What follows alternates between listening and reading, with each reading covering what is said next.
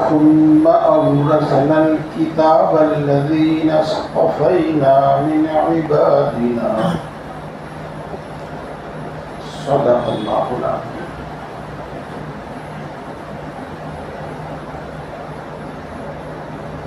حضرات اساتذہ کرام، علماء نظام سے بھی گزارش ہے کہ کوئی غلطی ہو، غلط بیانی ہو، اصلاح فرما دیں. اور عزیز طلباء اور طالبات سے گزارش ہے کہ وہ استفادے کی نیت سے،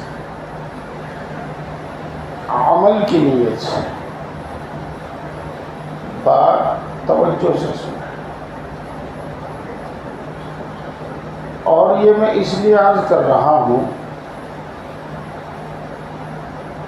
اکثر و بیشتر مدرسے کی طرف سے، سرپرست حضرات کی طرف سے نصیحت کا، وعظ کا، تقریر کا پروگرام ہوتا ہے اور طلبہ اس کو ایک نظام کے تحت مجبور ہو کر سنتے ہیں.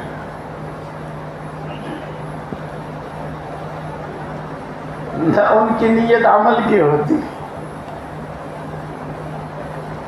نہ ان کا ارادہ سننے کا ہوتا. کبھی کبھی تو وہ نیچے نیچے موبائل چلا رہے ہوتے ہیں.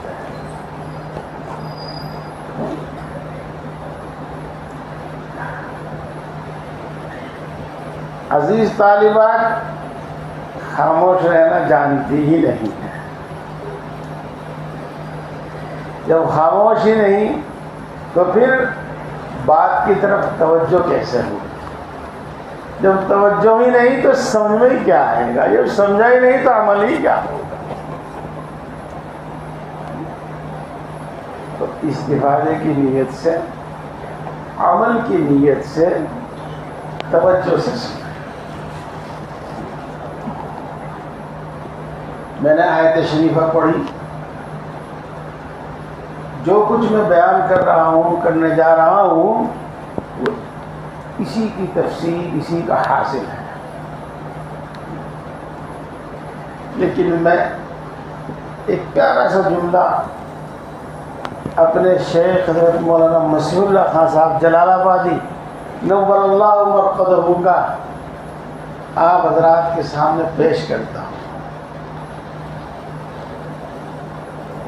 حضرت یہ تو اردو میں کلام فرماتے تھے، لیکن درمیان میں کبھی فرماتے تھے ایھا العلماء، اور کبھی کبھی فرماتے تھے ایھا الطلباء. چلو خیر، میں اس کا بھی ترجمہ کر دیتا ہوں. اے طلباء، اپنا مقام پہچانو. علماء کو بھی فرمایا کرتے تھے اپنا مقام پہچانو.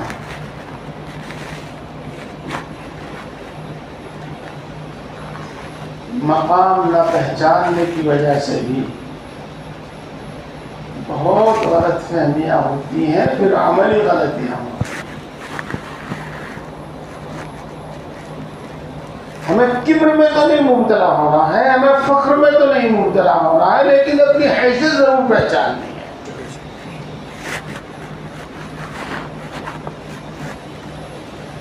اللہ رب العزت کی مخلوقات میں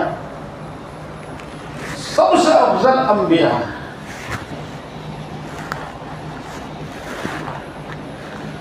اور انبیاء کے بعد اگر کسی کا مقام ہے تو وہ علماء کا مقام ہے. علماء کا مقام ہے.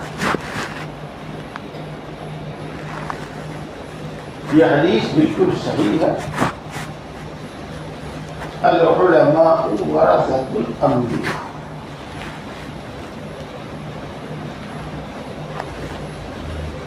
انبیاء کرام علیہ السلام کے بعد اس دنیا میں علماء ان کے قائم مقام ہیں. اللہ رب العزت جس مقصد کے لیے، جس کام کے لیے انبیاء کرام علیہ السلام کو بھیجا کرتے تھے، اب وہ مقصد اور وہ کام علماء انجام دیں، اور علماء ہی اس کو انجام دے رہے ہیں۔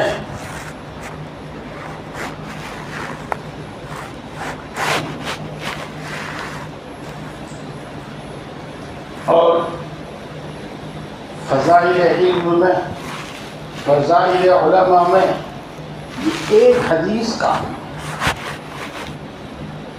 اچھا میں یہ بھی دریافت کر لوں کہ بات کتنی دیر ہو جائے، کیونکہ جب بات کا سلسلہ ہوتا ہے تو بات میں سے بات نکل کر بتکڑا بن جاتا ہے، بہت لمبی ہو جاتی ہے۔ نہیں اندازہ بتائیے، 3:15 45 منٹ ہے قریب۔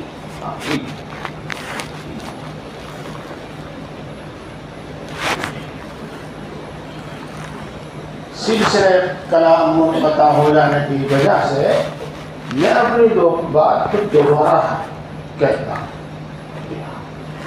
علماء انبیاء کے وارث ہیں، اور جو کام اللہ رب العزت علماء سے، انبیاء کرام علیہ السلام سے لیا کرتے تھے، اب وہ کام اللہ رب العزت علماء سے لے رہے ہیں، اور وہ کام اب علماء کر رہے ہیں۔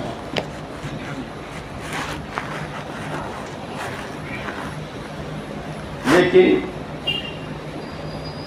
عزیز طلباء، صرف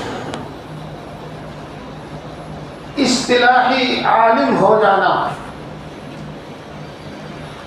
اور اصطلاحی عالم سے مراد میری یہ ہے، معاف کر دیجئے اگر آپ کو برا لگے، کہ 8 سال مدرسے کی روٹیاں کھاؤ، سند لو، گھر چلے آؤ، عالم صاحب ہو گئے۔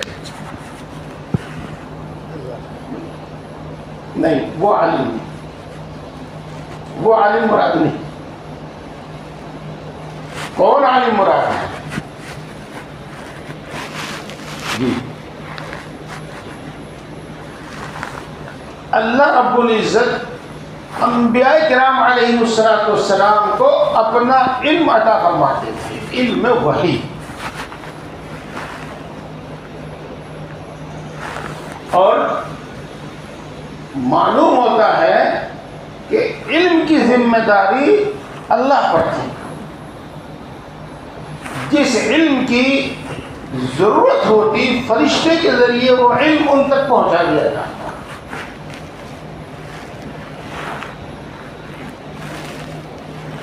اور دوسری بات، عمل کی ذمہ داری اللہ پر ہوتی۔ کیا مطلب؟ اللہ رب العزت نے انبیاء کرام علیہ السلام کی طبیعت اور مزاج اور فطرت ایسی بنائی تھی کہ وہ اللہ کے کسی حکم کی خلاف ورزی نہیں کر سکتے۔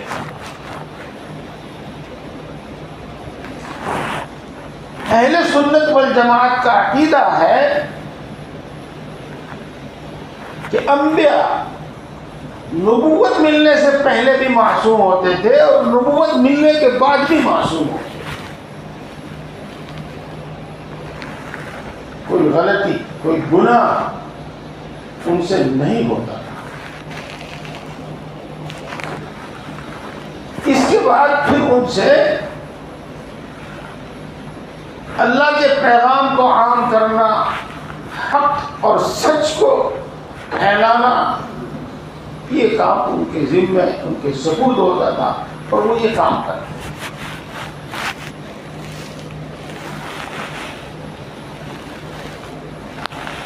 ایک عالم اسی وقت عالم کہلانے کا مستحق ہے اصطلاح شریعت میں، اصطلاح دین میں، جبکہ اس کے اندر یہ تینوں وصف پائے جاتے ہیں، وہ تینوں صفت پائی جاتی ہے۔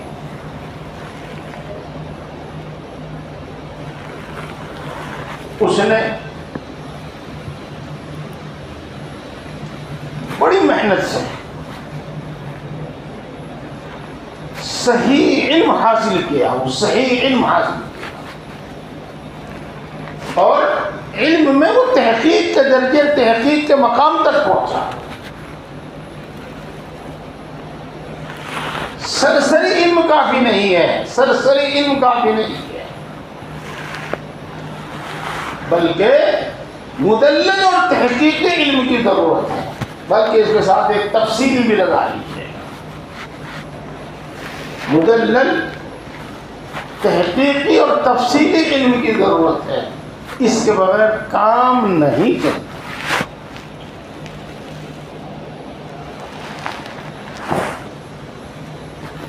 یوں تو عمل کے وقت خود انسان کو بھی اتنی صورتحال پیش آتی ہے کہ اس کو سوچنا پڑتا ہے کہ اس وقت مجھے کیا کرنا چاہیے، اور اس وقت کے لیے مسئلہ کیا ہے، اس وقت کے لیے حکم کیا ہے۔ اگر وہ زمانے طالب علم میں پوری توجہ کے ساتھ، صحیح مطالعے کے ساتھ کتاب کو حل کرنے اور سمجھنے کی کوشش کے ساتھ پڑھتا ہے، اس کی طبیعت، فطرت، اس کا دماغ باقی تحقیقی ہو جاتا ہے، ہر چیز کا، ہر موقع کا ایک سوال اس کے دل میں پیدا ہوتا ہے، اور ہر سوال کا وہ جواب طلب کرتا ہے۔ اگر اس کو خود نہیں ملتا تو کتاب سے، اور کتاب میں اس کو نہیں ملتا تو استاد سے، اور استاد سے نہیں ملتا تو کسی اور سے، وہ اس کو سمجھتا ہے، اس کو حل کرتا ہے۔ یہ مطلب ہے میرے دوستو تحقیقی، تفصیلی اور مدلل علم کا۔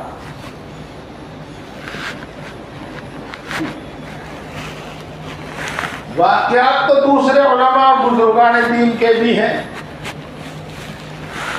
لیکن آپ بیتی آدمی جتنی آسانی سے سمجھا دیتا ہے،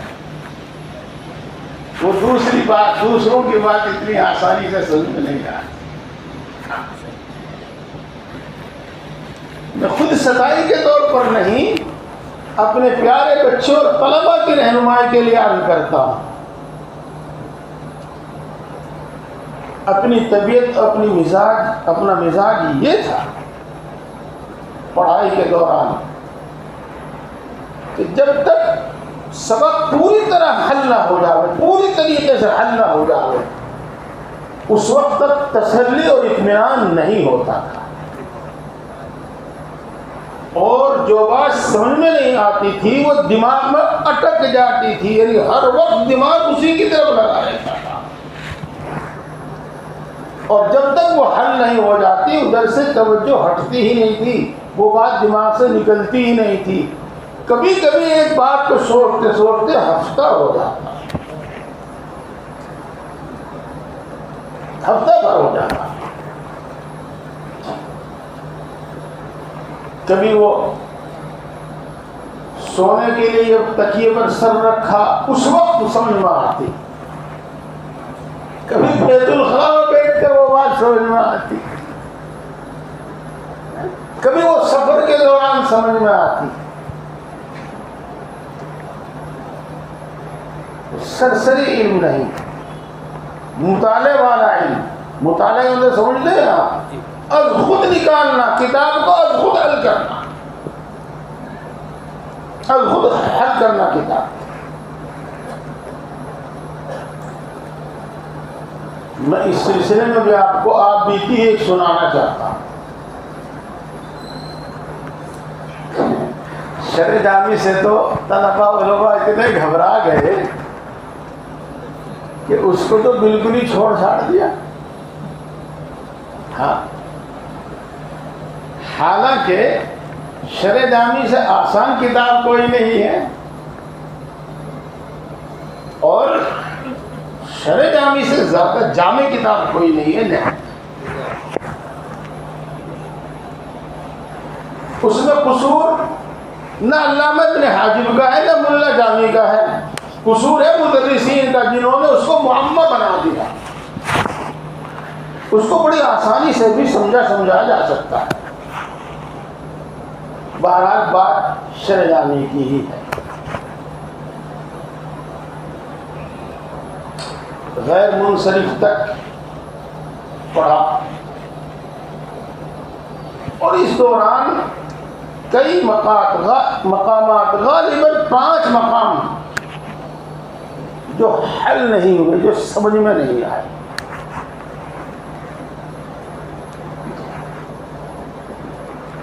ایک دن عصر کے بعد اپنا پورا کمرہ اچھی طریقے سے صاف کیا،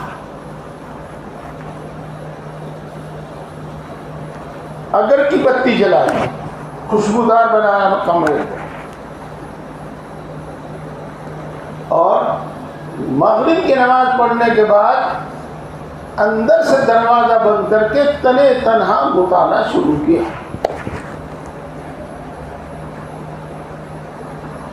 اور چونکہ یہ بات قریب 50 سال پہلے کی ہے، 50 نہیں ہوگی تو 48-47 سال ضرور ہوگی. جی چلیے میں سر بتاتا ہوں آپ کو. 78 سال، ابھی لگا لیجیے گا حساب کتنے سال ہو گئے. 1978. اس وقت اردو شرح غالباً اس کی نہیں تھی، اور اگر تھی بھی تو ہمیں دستیاب نہیں. صرف کتاب شرح جامی ہی تھی حل کرنے کے لیے، اور کوئی دوسری شرح اپنے پاس نہیں. کبھی حاشیہ کبھی متن، کبھی حاشیہ کبھی متن، کبھی حاشیہ کبھی متن. مغرب سے عشاء تک انہی مقامات کو حل کرنے میں لگے گا. یہ نہیں حل ہوا تو اسے چھوڑ کے دوسرا شروع کر دیا، دوسرا نہیں حل ہوا تو تیسرا شروع کر دیا، اسی طریقے سے رہا. اور عشاء کی نماز تک کچھ حاصل نہیں.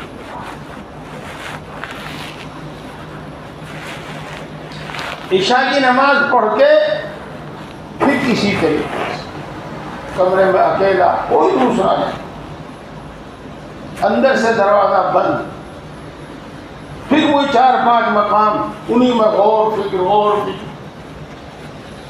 سردی کا موسم، رات کے 11 بج گئے، دماغ تھک گیا.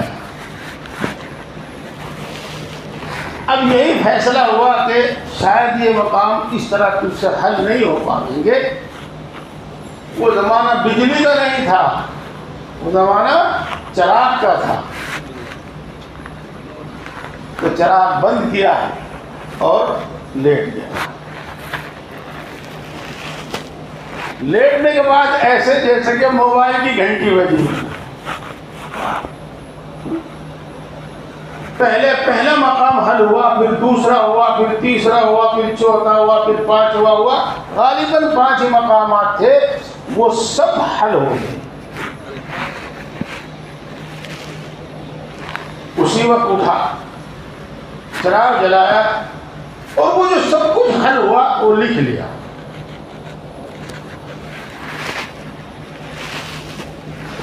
پیارے بھائیوں، اللہ حفاظت فرمائے میری خود ستائی سے. بقسم میں نے اپنی تعریف کے لیے آپ کے سامنے بات نہیں بتائی، میں نے آپ کی کچھ رہنمائی کے لیے بتایا. پہلی بات میں نے آپ کو یہ بتائی کہ ایسا مت کرو کہ جو سمجھ میں آیا ٹھیک، جو سمجھ میں نہیں آیا وہ بھی ٹھیک. کتاب اٹھا کر استاد کے سامنے لے گئے، کتاب اٹھا کر چلے آئے، باقی کچھ پتہ نہیں کیا کر رہے ہیں. اس سے تحقیق علم نہیں آئے گا. اس سے آپ اب خود کتاب حل نہیں کر پائیں گے. اگر عربی نہیں کر پائیں گے آپ تو اردو بھی نہیں سمجھ پائیں گے. یاد رکھیے، تو تحقیقی علم، کتاب کو حل کرنا. میں ادب کے ساتھ علماء کرام سے بھی عرض کروں گا، پہلے تقلید ہے پھر تحقیق ہے. پہلے تقلید ہے، پھر تنقید ہے، پھر تحقیق ہے، پھر اجتہاد کا درجہ ہے. تحقیق علم حاصل کرو. تحقیق علم کا مطلب یہ ہے کہ ہر بات کو اچھی طرح سمجھو، بغیر سمجھے اس کو مت چھوڑو. دوسری بات یہ پیش کرنا تھا آپ کے سامنے کہ محنت کے بغیر کچھ نہیں ہوتا، کیے بغیر کچھ نہیں ہوتا. آرام طلبی کے ساتھ، عیش پرستی کے ساتھ علم نہیں آتا، علم نہیں آتا. آپ کے اساتذہ کرام نے ضرور سنایا ہوگا آپ کو یہ جملہ، العلم لا يعطيك بعضه حتى لا تعطيه كلك. علم کا کچھ بھی حصہ تجھے اس وقت تک حاصل نہیں ہوگا جب تک کہ تو اپنے آپ کو پورے کے پورے تو علم کے حاصل کرنے میں کھپا نہ دے.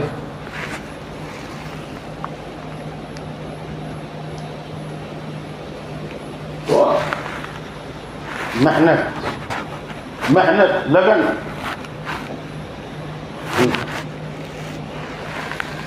اور تیسری بات دوستو یہ عرض کرتا ہوں، پہلے تو میں آپ کو سادے سے الفاظ بتا دوں اپنے استاد محترم حضرت مولانا مفتی نصیر احمد صاحب کے. وہ فرمایا کرتے تھے سوچ میں پہنچ ہے، سوچ میں پہنچ ہے. جو بھی مسئلہ زیر غور ہے آپ کے، اور جو بھی کتاب کا مقام، جو بھی جملہ آپ کے زیر غور ہے، اس میں غور کرتے رہو، سوچتے رہو، غور کرتے رہو، سوچتے رہو. خود سمجھ میں آ جائے گا یا دوسرے کی رہنمائی سے سمجھ میں آ جائے گا. تو سوچ میں پہنچ ہے. اگلی ایک بات، منطق تو پڑھتے ہی ہوں گے آپ، کھاتے سے منطقی سے ہی پڑھتے ہوں گے آپ. میرے الفاظ پر غور کیجیے گا. لڑکا اس وقت تک بالغ نہیں ہوتا جب تک اس کو حدث نہ ہو جائے. حدث سمجھ لو مطلب، یہ سمجھانا پڑے گا نہیں، چھوڑ دو بس سمجھ گئے آپ. اور طالب علم اس وقت تک بالغ نہیں ہوتا اور عالم اس وقت تک بالغ نہیں ہوتا جب تک اس کو حدث سین کے ساتھ حدث نہ ہونے لگے.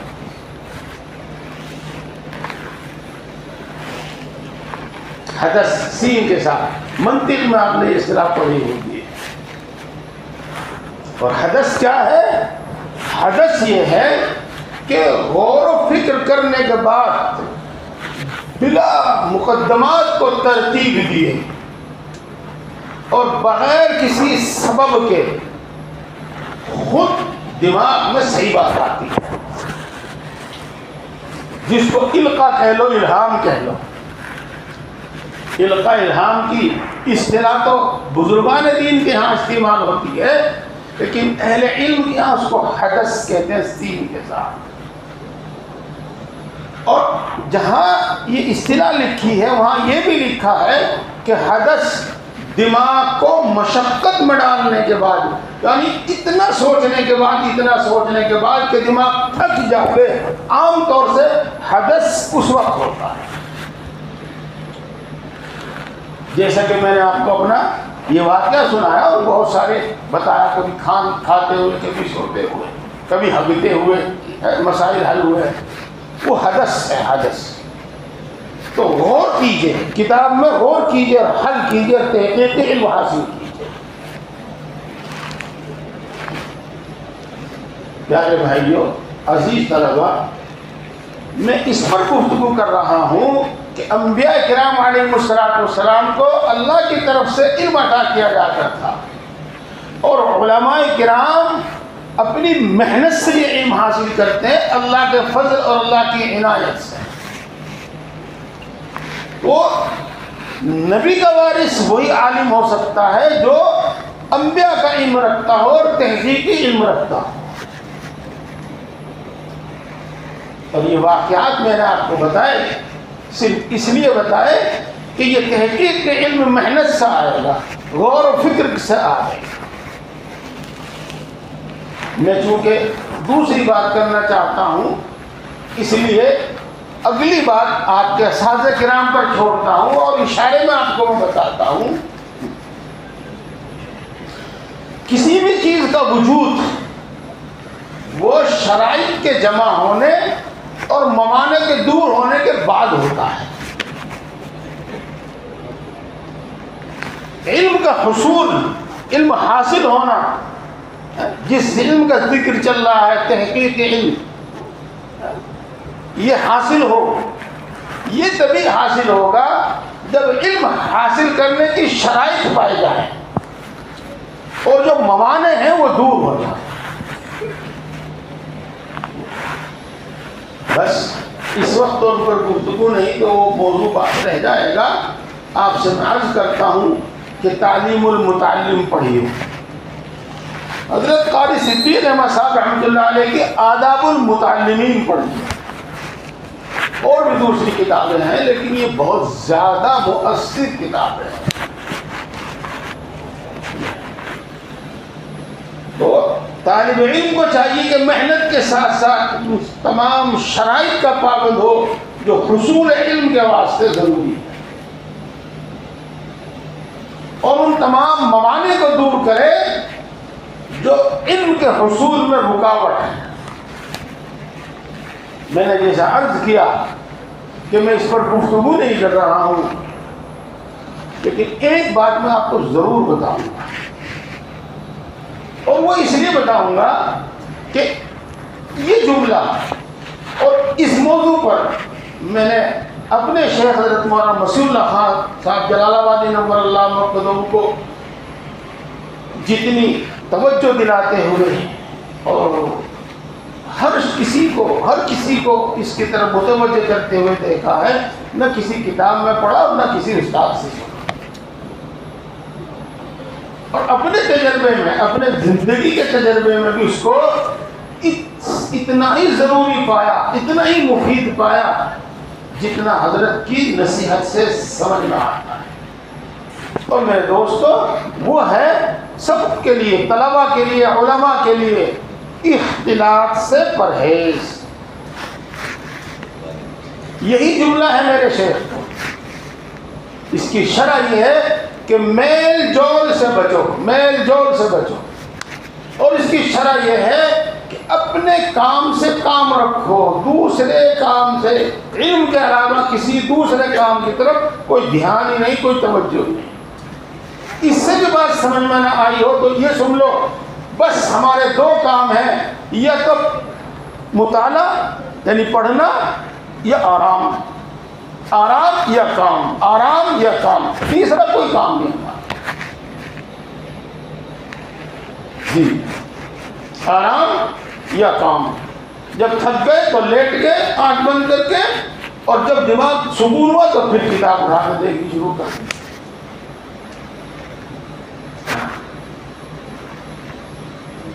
میرے شیخ حضرت مولانا مسیح اللہ خان صاحب اپنا واقعہ بتایا کرتے تھے کہ اتنے سال مجھے یاد نہیں رہا، میں دیوبند میں پڑھا، کمرے میں دوسرے ساتھی بھی ہوتے تھے، لیکن اکثر و بیشتر مجھے اپنے ساتھیوں کا، رفقا کا نام تک معلوم نہیں ہوتا تھا. یہ تو بہت دور کی بات ہے کہ تم کہاں کے ہو، تمہارے ابا جی کا کیا نام ہے، تمہارا کاروبار کیا ہے، تمہارے پیسے مہینے میں کتنے آتے ہیں، اس کا تو کوئی مطلب ہی نہیں. اپنے ساتھیوں کا نام تک معلوم نہیں ہوتا تھا. جی، ویسے بات سمجھ آئی گئی ہوگی، اور سمجھا دو. سمجھ میں آئی گی بات. ایک مرتبہ میں اول سے آخر تک میں جلال آباد ہی پڑھا ہوں، حضرت کے پاس ہی پڑھا اور کہیں نہیں پڑھا. حفظ فارسی پڑھی اپنے وطن میں، عربی اول سے آخر تک پڑھا ملتان میں. جب میں دوسری جگہ مدرس ہو گیا تو ایک مرتبہ حضرت کے یہاں رمضان شریف میں آیا 15 دن کے لیے. اور میں آپ کو بتا دوں، اس وقت، اس سال، اس مہینے میں حضرت مولانا سلیم اللہ خان صاحب بھی پاکستان سے آئے ہوئے تھے. وہ حضرت مولانا مسیح اللہ خان صاحب کے شاگرد بھی ہیں، اور جلال آباد کے پاس ایک گاؤں ہے لوہاری، وہاں کے وہ اصل میں رہنے والے ہیں.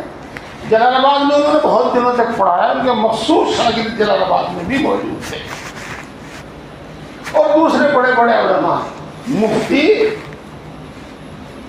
عبد القدوس رومی، اگر آپ نے نام سنا ہو، اور دوسرے بڑے بڑے علماء وہاں موجود تھے، میرے رفقائے درس بھی اس میں موجود تھے.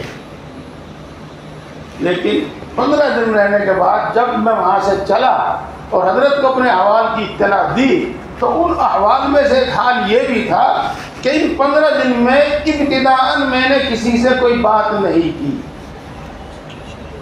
اگر کسی نے کوئی سوال کیا تو اس کا جواب دیا، اور ابتداءً میں نے کسی سے کوئی بات نہیں کی. میرے دوستوں، سمجھانے کے واسطے یہ واقعات بتانے کی ضرورت ہے، ورنہ یہی سے دیتے ہیں کہ وہ اختلاف کا کیا مطلب، میل جول سے کیسے بچ سکتے ہیں، میل جول کے بغیر کیسے کام چلے گا. اپنے کام سے کام. دنیا نے دنیا اپنی دھن، کسی کی دھن سے پاپ نہ کن، تیری گدڑی میں 2 بنولے پہلے ان کو چن. اختلاط سے پرہیز.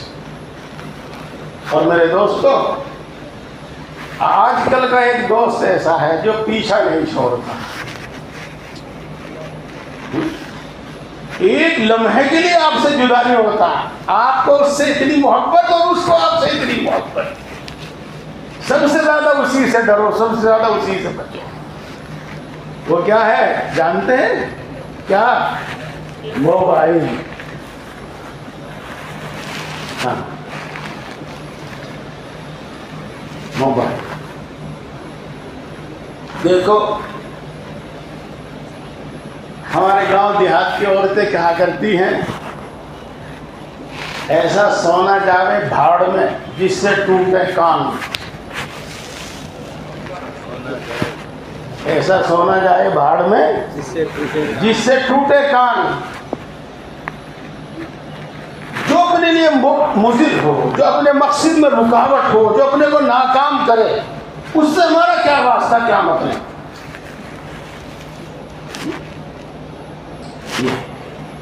تو پیارے بھائیوں، میں آپ کو یہ بھی نہیں کہتا کہ آپ اس کو توڑ دو، پھینک دو، اس کو مت رکھو.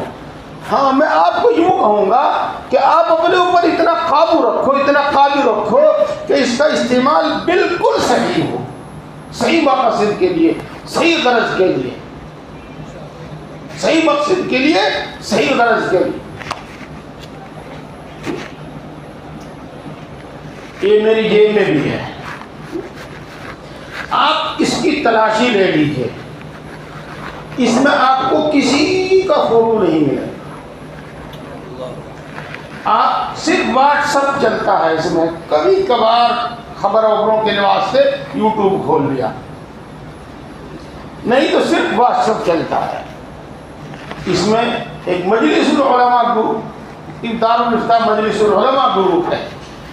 اس میں لوگوں کے سوالات آتے ہیں، اس کو کا جواب دیا جاتا ہے. اس میں مجلس دعوت الحق کے نام سے ایک گروپ ہے جو اصلاح اپنی چاہتے ہیں، وہ اپنا حال بھیجتے ہیں تو ان کا جواب دیا جاتا ہے. آپ اس میں میرا گوگل کھول کر دیکھیے، آپ کو سب علمی سوال ملیں گے. ابھی میں نے آتے تعلیم المتعلم پر نظر ڈال لی، پورے تعلیم المتعلم پر نظر ڈال لی، بیٹھے ہوئے کلاس میں. تو اس کو ہم اگر استعمال ہی کریں تو صرف اور صرف اپنے مفید کاموں کے واسطے، مفید کاموں کے واسطے. اکثر و بیشتر کہیں بھی گھنٹی بج جاتی ہے، کبھی مسجد میں، کبھی نماز میں. ابھی بھی دروازے پہ اترتے اترتے گھنٹی بج گئی، فون بھی طائف سے آ رہا تھا، تو میں منع کر دیتا ہوں. میں یہ کہتا ہوں آپ کو جو پوچھنا ہے آپ ذرا واٹس ایپ پر بھیج دیں، جب مجھے فرصت ہوگی میں جواب دے دوں.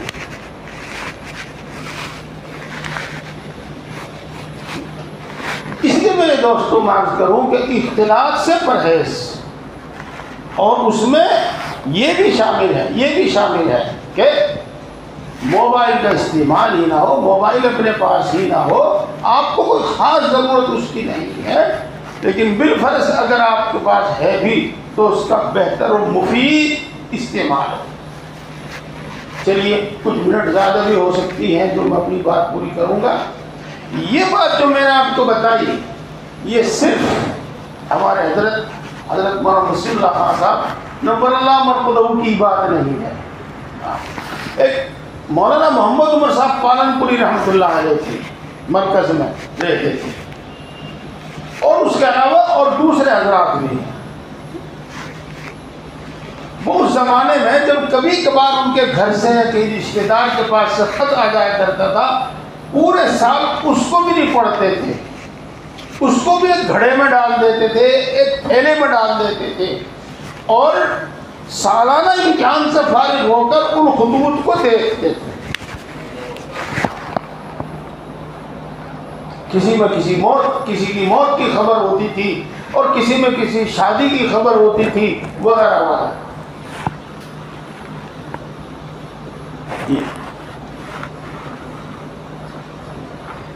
میرے حضرت فرمایا کرتے تھے کہ شادی ہو چکی تھی، دیر میں پہلے اسکول میں پڑھتا تھا، پھر دارالعلوم میں پڑھا میں نے، شادی ہو چکی تھی. شوال میں آنے کے بعد بقرعید پہ گھر جاتا تھا، اور بقرعید میں مدرسے میں آ جانے کے بعد پھر سالانہ امتحان تک مدرسے میں رہتا تھا، اور سالانہ امتحان سے فارغ ہو کر حضرت مولانا اشرف علی صاحب تھانی نور اللہ مرقدہ کے یہاں چلا جاتا تھا، اور 25 رمضان کے بعد پھر گھر جاتا تھا.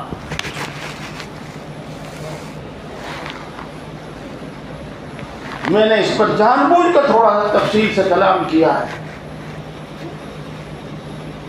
اجتماع شرائط ارتفاع موانع کے ساتھ علم حاصل ہوگا، اس کے بغیر علم حاصل نہیں ہوگا. اور اس میں سے ایک ہے مانع اختلاط، میل جول، غیر ضروری کاموں میں مشغول اور منہمک رہے، غیر ضروری کاموں سے دلچسپی رکھیں. پیارے بھائیوں، میں اس موضوع کو ختم کرتا ہوں اور تحقیقی علم حاصل کروں. عربی کتابوں سے خود مطلب نکالنے کی اور خود ترجمہ کرنے کی صلاحیت پیدا کرو. یہ نہیں کہ صرف شروحات میں اردو میں رٹ وٹ لیا اور قصہ ختم. دوسرے بھائی، دوسرا موضوع اور دوسری بات کیا ہے بھائیوں، وہ ہے اپنے علم پر عمل. علم کے بغیر ہم انبیاء کے وارث نہیں بن سکتے، اور اپنے علم پر عمل کے بغیر انبیاء کے وارث نہیں بن سکتے. اپنے علم پر عمل. ماشاءاللہ آپ سب اہل علم ہیں، یہاں بات کرتے ہوئے بڑا مزہ آتا ہے، اپنے دل کی بات پوری طرح کہہ سکتے ہیں بے دھڑک. عوام میں ذرا مشکل رہتا ہے کہ میری بات سمجھیں گے بھی کہ نہیں، میری بات سمجھیں گے کہ بھی نہیں. جہالت کے 3 معنی ہیں.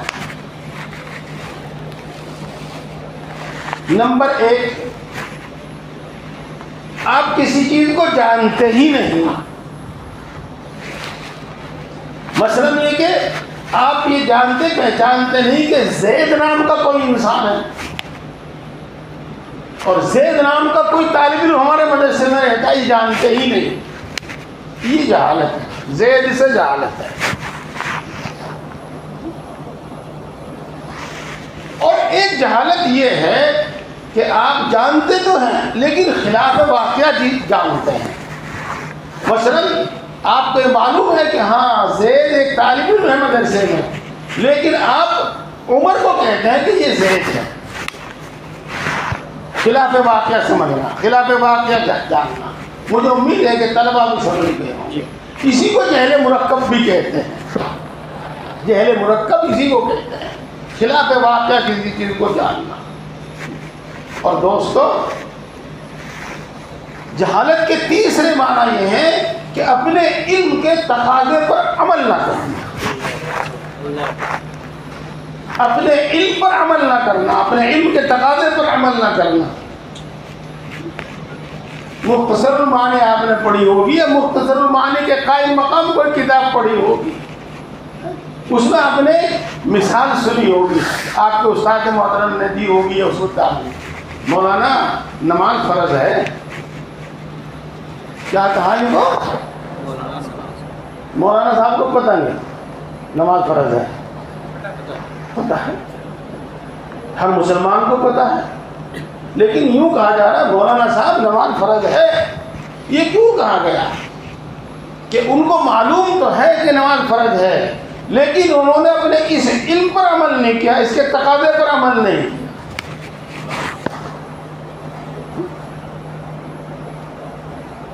تو جہالت کے 3 معنی ہوتے ہیں. پیارے بھائیوں، جو کچھ آپ نے پڑھا، حدیث، تفسیر، فقہ اور اخلاقیات میں جو بھی آپ نے پڑھا، وہ اس وقت تک علم کہلانے کا مستحق نہیں جب تک اس کے تقاضے پر آپ کا عمل نہ ہو، جب تک اس پر عمل نہ ہو. جی اس پر عمل نہ ہو. بات میں نے غلط نہیں کہی، صحیح کہی. علم چندہ کے بیشتر خانی، چون در تو عمل استنادانی. کس نے کہا؟ یہ شیخ سعدی نے کہا. تو چاہے جتنا بڑا عالم بن جائے، کتابوں کے نام تجھے یاد ہے، صفحات تجھے یاد ہے، حوالے تجھے یاد ہیں، سب کچھ تجھے یاد ہے، لیکن جب تک تیرا اس کے مطابق عمل نہیں تو اس وقت تک جاہل ہی ہے ہماری نگاہ میں تو، اور اہل علم کی نگاہ میں تو، اور اللہ کی نگاہ میں تو.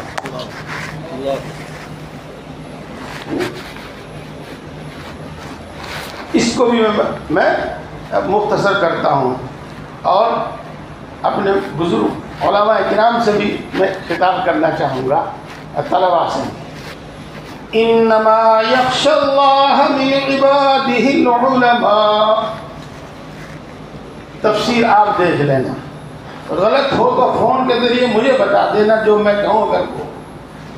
جب تک تیرے دل میں خشیت الہی پیدا نہ ہو جائے اس وقت تک تو عالم نہیں ہے. علماء کی پہچان ہے، علماء کی پہچان ہے خشیت خدا. اور یہ خشیت وہ چیز ہے کہ اس کے بعد عام طور سے اپنے علم پر عمل ہوتا ہے. علماء کرام، صوفیاء کرام اللہ کا خوف و خشیت پیدا کرنے کی سب سے پہلے کوشش کرتے ہیں، اور جب یہ چیز اس کے اندر آ جاتی ہے تو عمل آتا ہے. میرے شیخ حضرت مولانا شاہ ابرار الحق صاحب نور اللہ مرتضیٰ نے ایک مجلس میں فرمایا کہ لوگ یوں کہتے ہیں کہ عالم ہو کر نماز نہیں پڑھتے، عالم ہو کر جماعت ترک کرتے ہیں، عالم ہو کر جھوٹ بولتے ہیں وغیرہ وغیرہ. آپ نے ارشاد فرمایا کہ علم سے عمل نہیں آتا، علم سے عمل نہیں آتا، بلکہ اللہ کی خشیت سے عمل آتا ہے.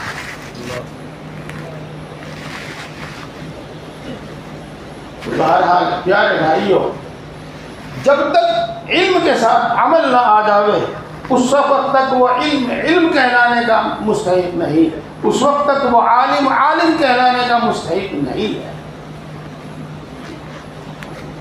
اور جب تم نے اللہ کے فضل سے اور اپنی محنت اور مجاہدے سے یہ 2 کام تو نے اپنے اندر پیدا کر لیے، یہ 2 وصف اپنے اندر پیدا کر لیے، تحقیقی علم اور اس کے مطابق عمل، اب یقیناً تجھ سے انبیاء کا کام لیا جائے گا، یقیناً انبیاء کا کام لیا جائے گا.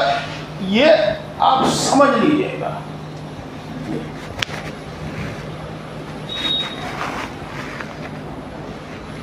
جو طالب علم، جو عالم عمل کی نیت سے علم حاصل کرتے ہیں، عام طور سے ان کو عمل کا، علم کا اصل ثمرہ حاصل ہوتا ہے، حل حاصل ہوتا ہے. وہ کیا ہے؟ ثمرۃ العلم العمل به والاذاعۃ بین الناس. علم کا ثمرہ یہ ہے، علم کا پھل یہ ہے کہ آدمی اس پر عمل کرے اور لوگوں تک پہنچائے. تو جو عمل کی نیت سے شرائط کے ساتھ علم حاصل کرتے ہیں تو ان کو یہ پھل حاصل ہوتا ہے. تو یہی ہے انبیاء کرام علیہ السلام کا کام۔ درمیان میں ایک بات اور کہہ دوں،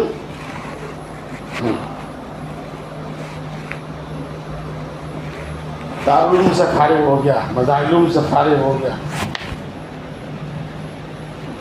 اور پھر ڈاکٹر، وہ مولانا ذاکر قاسمی نہیں لکھتا اپنے آپ کو، کہتا ڈاکٹر ذاکر ہے۔ وہ مولانا لگانا بھی اپنے آپ کو اپنے نام کے ساتھ پسند نہیں کرتا، وہ اپنے نام کے ساتھ ڈاکٹر لگانا پسند کرتا ہے، اور وہ اپنے آپ کو تمام علماء میں زیادہ افضل اور قابل اور عقل مند سمجھتا ہے۔ جی میں بلا تبصرہ آپ کو ایک حدیث ہے یا بزرگوں کا قول ہے، غالباً حدیث ہے، بہرحال بزرگان دین اس کو بیان کرتے ہیں، یہ مجھے خبر صحیح بات۔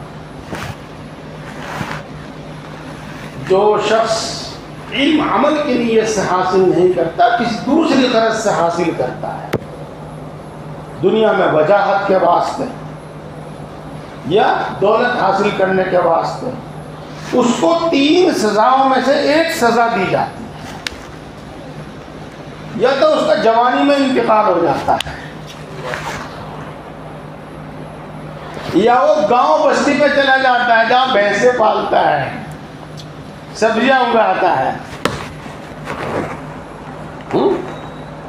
اور یا وہ کسی بادشاہ کا ملازم، بادشاہ کا درباری ہو جاتا ہے، کسی حاکم کا، نواب کا پیشکار، پیے ہو جاتا ہے۔ تو میرے دوستو، یہ عالم بننے کے بعد ڈاکٹر بننا، انجینئر بننا، یہ تو ایک سزا ہے جو اس کو دی گئی ہے۔ ہاں اگر وہ اس کو بھی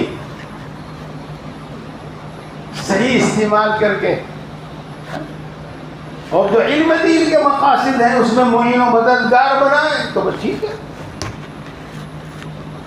مجھے امید ہے کہ بات آپ کی سمجھ میں بھی آئی ہوگی اور پسند بھی آئی ہوگی۔ بہرحال عمل نہ کرنے کی اور دوسری اغراض کے واسطے علم سیکھنے کی، حاصل کرنے کی، یہ سزائیں، بس یہ بھی بات پوری ہو گئی عمل میں۔ اور وہ علم نہیں ہے جس کے ساتھ عمل ملا ہوا نہ ہو۔ ہاں پیارے بھائیو، اس وقت یقیناً انشاءاللہ العزیز آپ سے انبیاء کا کام لے ادا کیا، اور انبیاء کا کام کیا ہے، نبیوں کا کام کیا ہے، یہ بھی سمجھ لو۔ ڈھول اور ڈنکے سے، شور شرابے سے متاثر ہو کر غلط فہمی میں مبتلا مت ہونا۔ میرے شیخ فرمایا کرتے تھے، ہر ایک چیخنے والے کی بات سن کر مت مانا کرو۔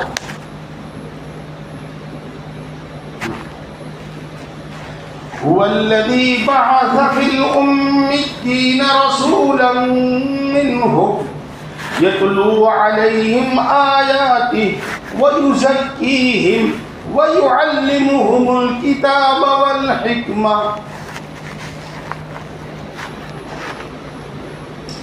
تم نورانی قاعدہ پڑھاتے ہو، ناظرہ پڑھاتے ہو، حفظ پڑھاتے ہو، نبیوں والا کام ہے۔ یتلو علیہم آیاتی،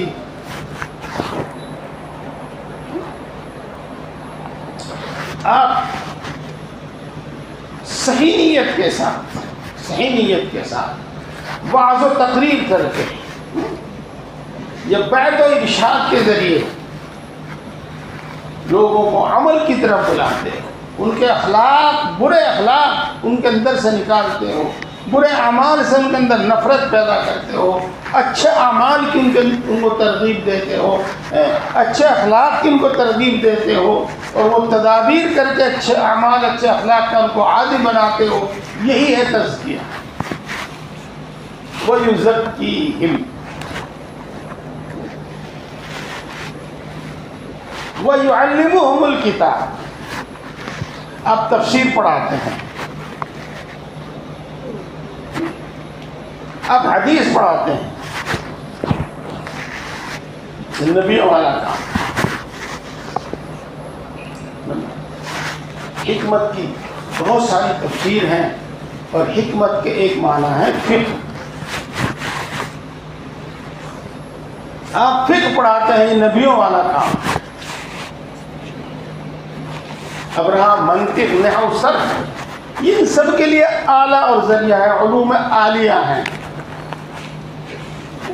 جیسے وضو ضروری ہے، جیسے نماز ضروری ہے، وضو بھی ضروری ہے کہ وضو کے بغیر نماز نہیں ہوتی۔ ایسے میرے دوستو نحو، صرف، منطق یہ علوم عالیہ ہیں، یہ بھی ضروری ہے، ایسے ہی جیسے کہ فقہ ضروری اور تفسیر ضروری اور حدیث ضروری، کیونکہ اس کے بغیر ہمیں ان کا فہم حاصل نہیں ہوتا۔ انشاءاللہ العزیز، انشاءاللہ العزیز پھر آپ سے کام لیا جاتا ہے۔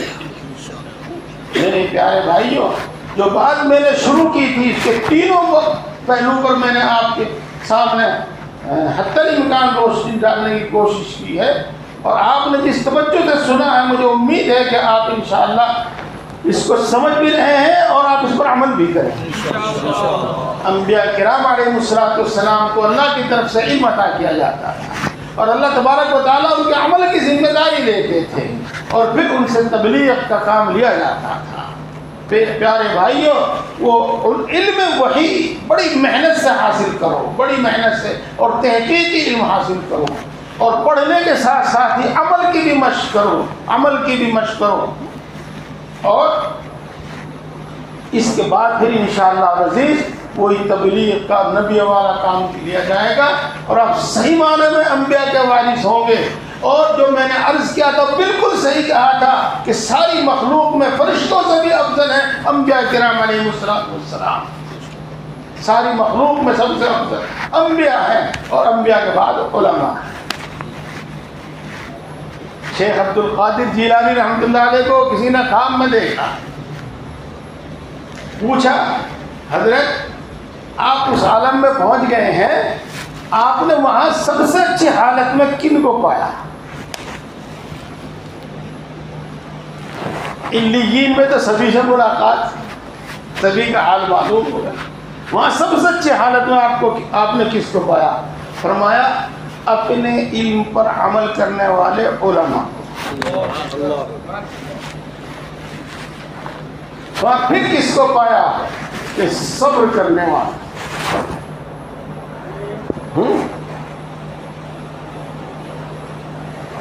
ذریعے کشف وغیرہ یہ چیزیں معلوم ہوتی ہیں۔ امام محمد علیہ الرحمہ صاحبین میں سے ایک ہے نا امام محمد علیہ الرحمہ کا انتقال ہوا، اور اللہ کے سامنے پیشی ہوئی۔ میرے حضرت ہمارے کچی پیشی کہتے ہیں، پیشی۔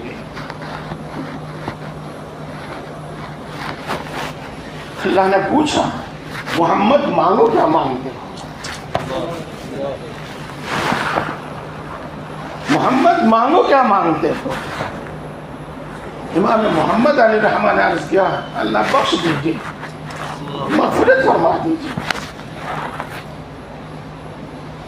اللہ نے ارشاد فرمایا اے محمد اگر تجھے عذاب دینا مقصود ہوتا تو میں تجھے اپنا علم نہ دیتا۔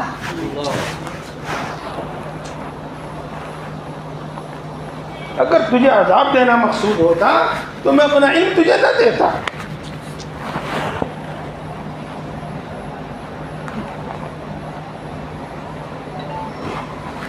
پیارے بھائیوں،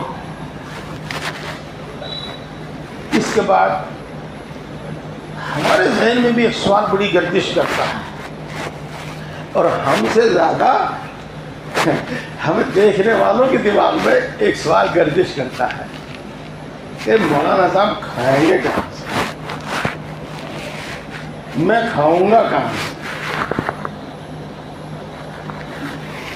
امامت میں تو 7-8 ہزار روپے ملتے ہیں، وہ تو حیدرآباد میں بٹھان کا کرایہ ہے۔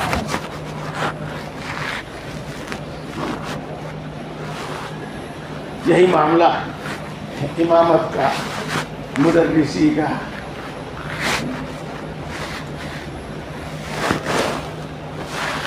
میرے بزرگ اور دوستوں،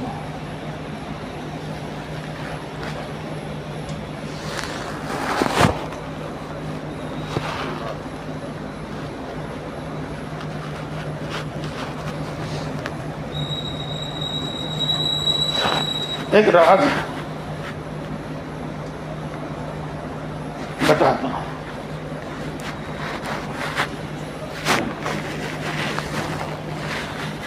یہی فکر لے کر سویا، نیند آ گئی۔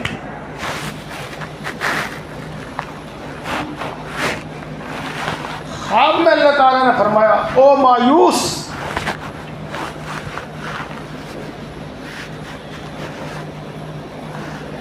اللہ یعدکم منہ مغفرۃ و فضلا۔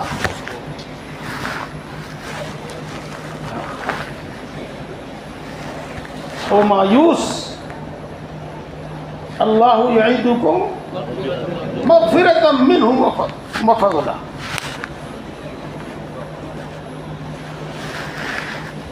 کیا ہے بھائیو، میں تو اپنی بات چھپا ہی رہا تھا، میں کچھ اور آپ کو بتانا چاہ رہا تھا، لیکن مجھے اب عوام سے، طلباء سے، علماء سے بڑا واسطہ پڑ رہا ہے، چونکہ میں میدان میں ہی ہوں، ان کے درمیان میں ہی۔ وہ اپنی باتیں کہتے رہتے ہیں، اپنے دل کی بات کھول کر۔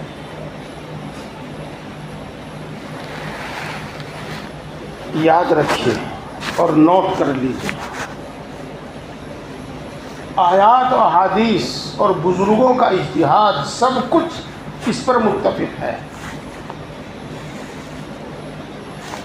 قرآن پاک اور تمام علوم دینیہ قرآن پاک میں آ گئے کہ صحیح خدمت کرنے والا کبھی تنگی میں مبتلا نہیں ہوگا۔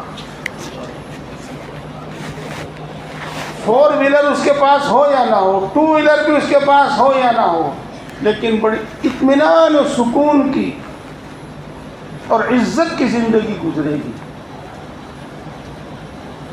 جینا سیکھ لو، جینا سیکھ لو، ان پر عمل سیکھ لو، اخلاق حسنہ، اخلاق حمیدہ سیکھ لو، انشاءاللہ۔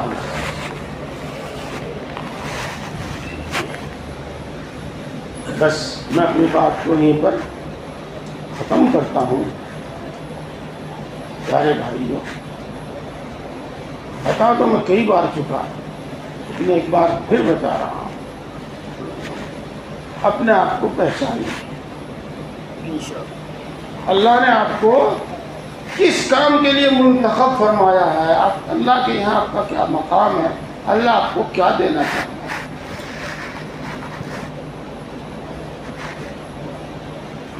انبیاء کے بعد مخلوق میں سب سے افضل ہے علماء، لہذا علم تحقیقی حاصل کیجیے، اپنے علم پر عمل کیجیے اور توکل کیجیے، توکل، اللہ پر بھروسہ کیجیے۔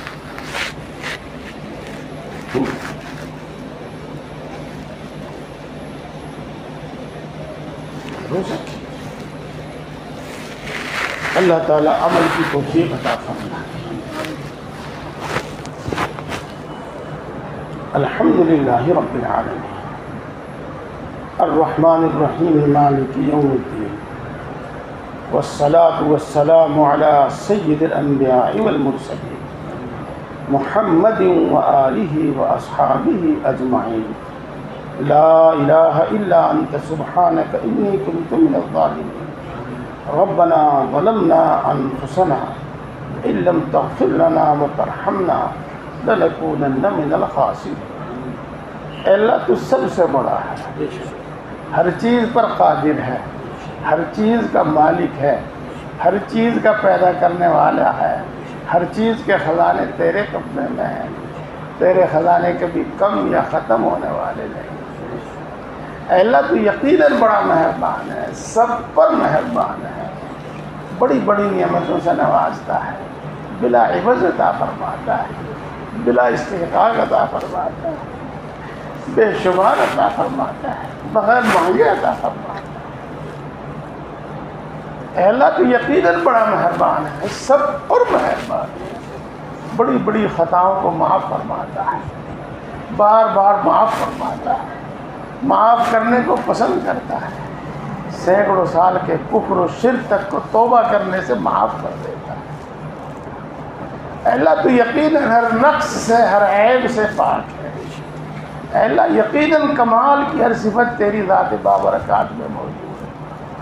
اے اللہ ہم تیری تمام اچھی اور سچی صفات کے واسطے سے مانتے ہیں، ہم سب کو ایمان کامل عطا فرما، ایمان کی لذت و حلاوت نصیب فرما، ایمانی تقاضوں پر عمل کی توفیق نصیب فرما، ایمانی صفات ہمارے اندر پیدا فرما، اپنی محبت و معرفت عطا فرما، اپنا خوف عطا فرما، اپنے نبی کی محبت عطا فرما، نیک لوگوں کی محبت عطا فرما، ہم سب کو ہدایت عطا فرما، ہماری اولاد کو ہدایت عطا فرما، ہمارے آنے والی نسلوں کو ہدایت عطا فرما۔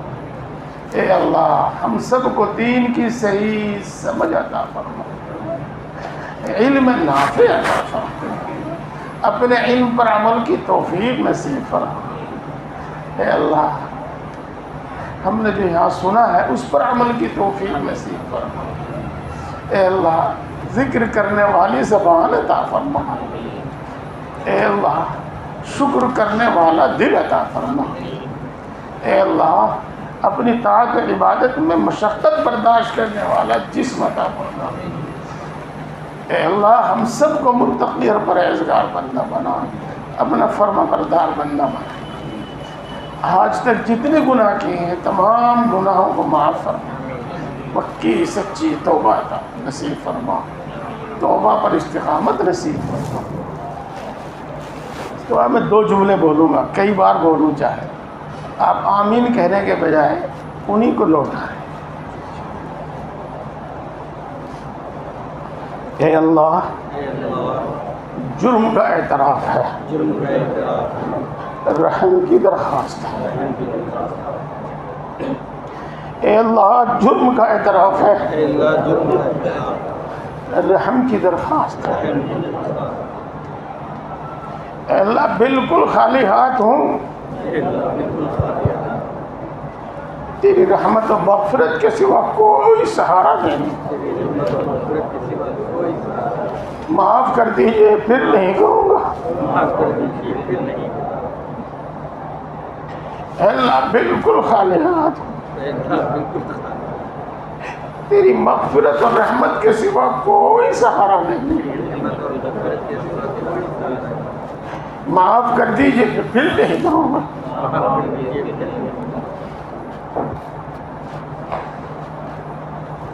اے اللہ پکی سچی توبہ نصیب فرما، آمین۔ پکی سچی توبہ نصیب فرما، توبہ پر استقامت نصیب فرما، نفس و شیطان کے شر سے حفاظت فرما، ایک لمحے کے لیے نفس و شیطان کے حوالے نہ فرما، ایک لمحے کے لیے نفس و شیطان کے حوالے نہ فرما۔ اے اللہ تیری توفیق کے بغیر کچھ بھی نہیں ہوتا، تیری نصرت کے بغیر کچھ بھی نہیں ہوتا۔ اپنی طاعت عبادت کی توفیق نصیب فرما، اپنی طاعت عبادت میں ہماری مدد فرما، اپنی طاعت عبادت کو ہمارے لیے آسان فرما۔ اے اللہ تیری شان بہت بلند ہے، ہم تیری شایان شان عبادت نہیں کر پاتے۔ اے اللہ ہماری ناقص عبادتوں کو قبول فرما۔ اے اللہ ساری مخلوق تیری محتاج ہے، تو کسی کا محتاج نہیں ہے، ہم تیری ہی عبادت کرتے ہیں اور تجھ ہی سے مانگتے ہیں اور تیرے سوا کسی سے کوئی امید نہیں رکھتے۔ اے اللہ اپنے فضل سے ہم سب کی تمام ضرورتیں پوری فرما، اپنے سوا کسی کا محتاج نہ بنا، اپنے فضل سے ہم سب کی تمام ضرورتیں پوری فرما، اپنے سوا کسی کا محتاج نہ بنا۔ اے اللہ بیماری اور بڑھاپے میں جب ہمارے ہاتھ پاؤں بھی ہمارا ساتھ نہ دیں، اس وقت بھی کسی کا محتاج نہ بنا، اس وقت ہمیں روزی زیادہ عطا فرما۔ اے اللہ ہم سب کو اور ہمارے گھر کے تمام افراد کو، امت مسلمہ کے ہر فرد کو صحت و قوت عطا فرما، تمام بیماریوں سے شفا نصیب فرما، خصوصاً خطرناک قسم کی بیماریوں سے شفا نصیب فرما، خصوصاً خطرناک قسم کی بیماریوں سے حفاظت فرما۔ اے اللہ خوشحالی عطا فرما، تنگ دستی سے حفاظت فرما، قرضوں سے سبکدوش فرما۔ اے اللہ تو سب کی ضرورتوں سے بخوبی واقف ہے، جس کو مکان کی ضرورت ہے اس کو کشادہ مکان عطا فرما، جس کو دکان کی ضرورت ہے اس کو موقع کی دکان عطا فرما۔ اے اللہ تو سب کی ضرورتوں سے بخوبی واقف ہے۔ اے اللہ اس مجمع میں، اے اللہ اس مجمع میں تیرے دین کے طالب، تیرے علم کے طالب موجود ہیں۔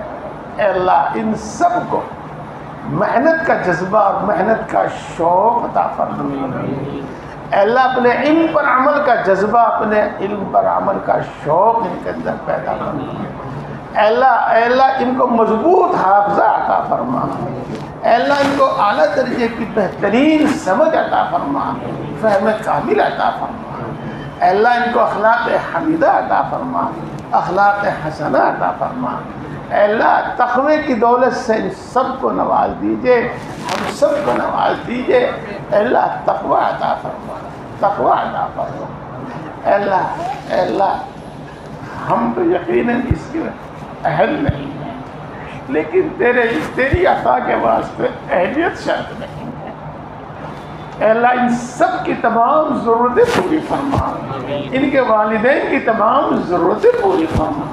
اے اللہ زندگی بھر ان کو روزے کی فکر سے بے فکر فرما، ان سب کو اپنے علم کے لیے، اپنے علم کی اشاعت کے لیے، دین کی اشاعت کے لیے قبول فرما، اپنی محبت عطا فرما، اپنی معرفت عطا فرما، تقوی عطا فرما۔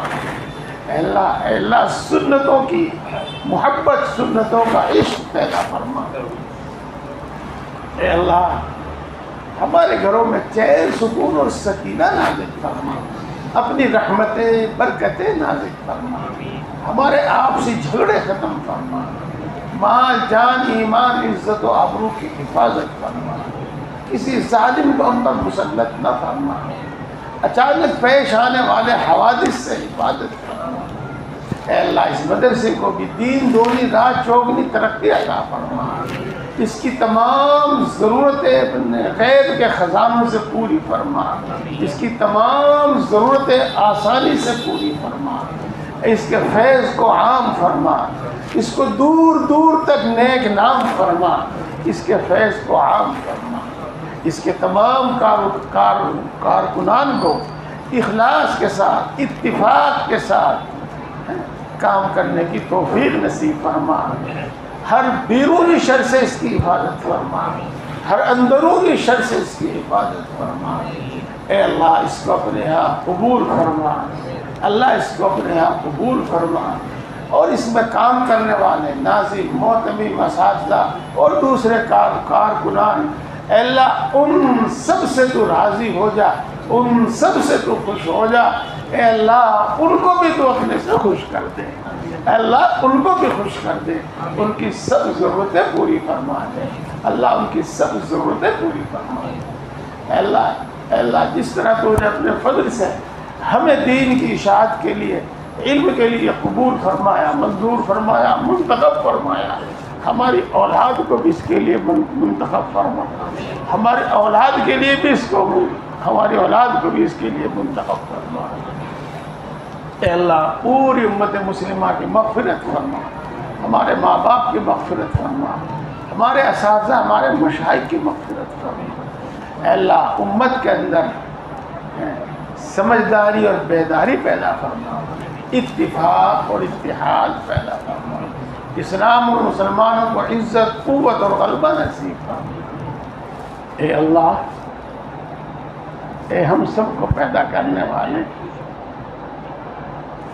اے اللہ، اے ہم سب کو پالنے والے، اے اللہ، اے ماں سے زیادہ محبت کرنے والے، اے اللہ، اے باپ سے زیادہ مہربان، ہم تجھی سے فریاد کرتے ہیں، اپنا دکھ تیرے ہی سامنے پیش کرتے ہیں، اپنی ضرورت تیرے ہی سامنے پیش کرتے ہیں، اور سچ تو یہ ہے کہ تیرے سوا کسی میں کوئی طاقت اور کوئی مجال ہی نہیں ہے۔ اے اللہ، تو یقیناً دلوں کی بات سے بخوبی واقف ہے۔ اے اللہ، ہم سب کی حاضرین مجلس کی اے اللہ جائز مرادیں پوری فرما، جائز تمنائیں پوری فرما، جائز مقاصد میں کامیابی عطا فرما، سب ضرورتیں پوری فرما۔ اے اللہ، ہر مشکل کو آسان فرما، اے اللہ، ہر پریشانی کو دور فرما، اے بگڑی کے بنانے والے ہر بگڑا ہوا کام بنا دے، اے قادر مطلق ہر اٹکا ہوا کام بنا دے۔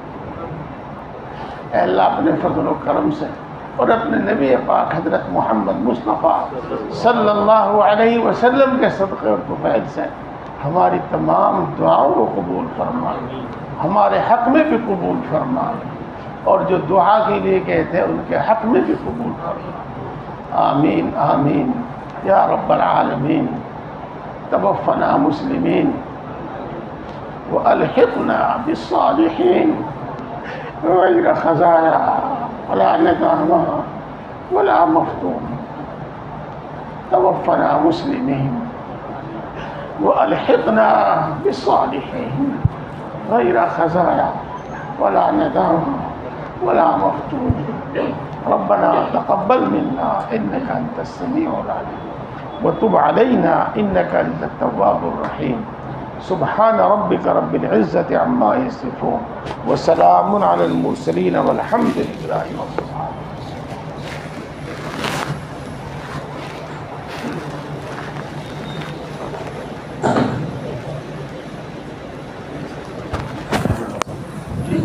اعظم صفات